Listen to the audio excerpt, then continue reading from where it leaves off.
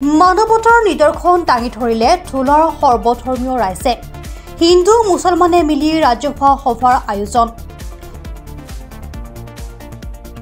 সৰ্বধৰ্মীয় শান্তি সন্মিলনৰ উদ্যোগত শান্তিৰ সমদল যি সময়ত অসমৰ বিভিন্ন প্ৰান্তত হিন্দু মুছলমানৰ সাম্প্ৰদায়িক সংঘৰ্ষ দেখা পোৱা গৈছে তাৰ বিপৰীতে ঢোলাত তাৰ ব্যতিক্ৰমী দৃশ্য দেখুৱালে ঢোলাৰ ৰাইজে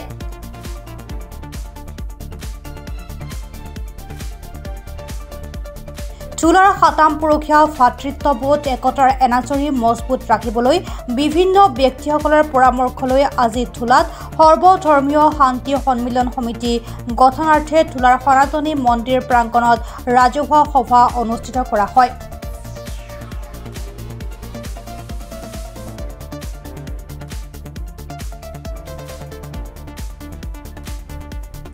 প্ৰতিকূল বতৰক নেওচি শত শত ৰাইজ ওলাই আহে।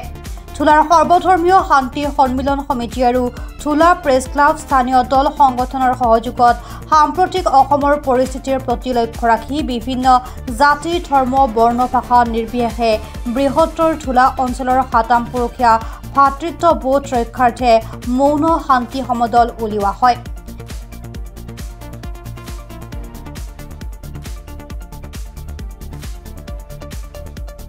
এই কাৰ্যসূচীৰ জৰিয়তে অসমত যাতে শান্তি ঘূৰি আহে বাৰ্তা প্ৰেৰণ কৰিবলৈ প্ৰয়াস কৰে। হিন্দু মুছলিম খ্ৰীষ্টান আদি বিভিন্ন জাতি জনগোষ্ঠীৰ লোকে একত্ৰিত হৈ শান্তি সমদলত অংশগ্ৰহণ কৰে। আনহাতে ঢোলাৰ প্ৰতিটো দোকান পোহাৰসমূহ স্বতঃস্ফূৰ্তভাৱে বন্ধ ৰাখি এই সভাত অংশগ্ৰহণ কৰে দোকানীসকলেও। মোৰ আন্তৰিক অভিনন্দন জ্ঞাপন কৰিছোঁ। আজিৰ এই অসমৰ পৰিস্থিতিৰ ওপৰত ভিত্তি কৰি যিটো আমাৰ সভা আহ্বান কৰা হৈছিল সেই সভা আমি ফলপ্ৰসূ হোৱা বুলি ভাবোঁ। আজিৰ এই সভাৰ জৰিয়তে গোটেই অসমবাসীলৈ এটা অনুৰোধ যাতে আপোনালোকে ভাতৃঘাতী সংঘৰ্ষত লিপ্ত নহয়, প্ৰত্যেকে ধৈৰ্য সহকাৰে নিজৰ ল'ৰা ছোৱালীকো অলপ বুজাই বঢ়াই ৰাখে। কাৰণ আজিকালি ল'ৰা ছোৱালী বৰ উচ্ছৃংখল, বেছিভাগ ল'ৰা ছোৱালী উচ্ছৃংখল। তেওঁলোকে ক'ৰবাত কিবা এটা কৰিলে অভিভাৱকৰ দায়িত্ব পৰে আৰু সেইকাৰণে আপোনালোকে আটাইয়ে নিজৰ নিজৰ ল'ৰা ছোৱালীকো অলপ বুজাব আৰু কোনো ধৰণৰ উৰা বাতৰি এই ফেচবুকত ভুৱা কিছুমান মেছেজ বা বাতৰি পাই আপোনালোক উত্তেজিত নহ'ব। আৰু আমাৰ এই ঢোলাৰ যিটো এটা সম্প্ৰীতিৰ ভাৱ দেখুৱালোঁ সেই ভাৱটোৰেই যাতে গোটেই অসমবাসীয়ে চলিব পাৰে, আমি গোটেই অসমবাসী যাতে একগোট হৈ অসমখনক ৰক্ষা কৰিব পাৰোঁ সেই চিন্তা কৰিয়েই আজিৰ এই সভাখন কৰি আটাইলে মোৰ শুভেচ্ছা জ্ঞাপন কৰোঁ। সমন্বয়ৰ মিলনভূমি আমাৰ ঢোলা অঞ্চল।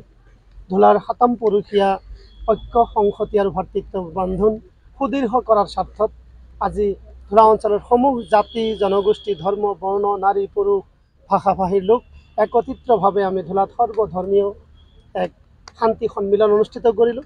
ইয়াৰ পৰা এক মৌন সমদল উলিওৱা হ'ল বিভিন্ন শ্লোগানেৰে, যিটো শ্লোগানৰ মাজত ৰৈ আছে হিন্দু মুছলিম ভাই ভাই, ইয়াত সাম্প্ৰদায়িকতাৰ কোনো ঠাই নাই।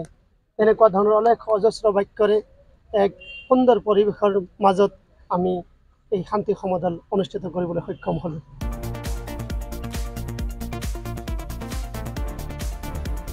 দৰঙৰ পৰা ফাৰুক আব্দুল্লাৰ ৰিপৰ্ট, প্ৰাত টাইম ডিজিটেল।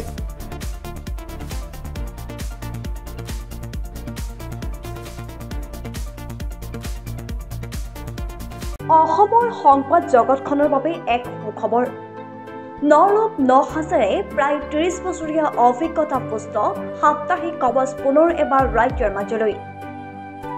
স্বত্বাধিকাৰী প্ৰণীতা কলিতাৰ দ্বাৰা প্ৰকাশিত আৰু অমৰজ্যোতি প্ৰিণ্টাৰ্ছ, গুৱাহাটী কমাৰ্চ কলেজৰ বিপৰীত ফালে মুদ্ৰিত। আমাৰ ঠিকনা মুখ্য কাৰ্যালয় অসম ফৰেষ্ট স্কুল, হৰিমন্দিৰ পথ, গুৱাহাটী আৰু অস্থায়ী কাৰ্যালয় Kalita market, Bijoynagar, Kamrup, Assam.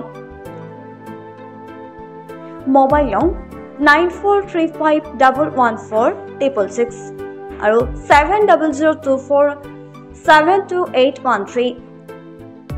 Mail ID prabhatiahom@gmail.com।